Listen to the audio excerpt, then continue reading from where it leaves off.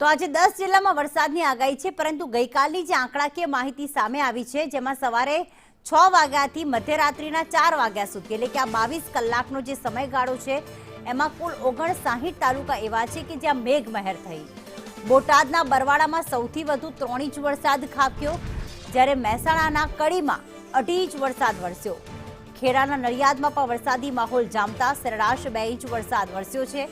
પંચમહાલના શહેરામાં 2 ઇંચ વરસાદ અને મોરવા તથા જાંબુઘોડામાં 1.5 ઇંચ વરસાદ વરસ્યો છે. ધંધુકામાં 22 કલાકની અંદર કુલ 1 ઇંચ વરસાદ વરસ્યો.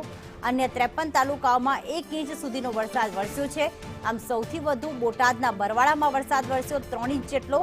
બાકી 59 જે અન્ય તાલુકાઓ છે, જેમાં ક્યાંક 2 ઇંચ, ક્યાંક 1.5 ઇંચ અને 53 તાલુકાઓ તો એવા છે કે જ્યાં 1 ઇંચથી પણ ઓછો વરસાદ વરસ્યો છે.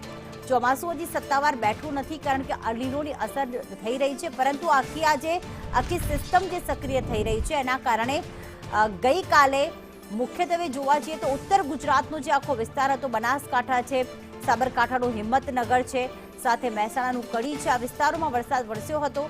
તો સાથે ગઈકાલે બપોર બાદ જોવા જઈએ તો મધ્ય ગુજરાતમાં પણ મેઘમહેર થઈ.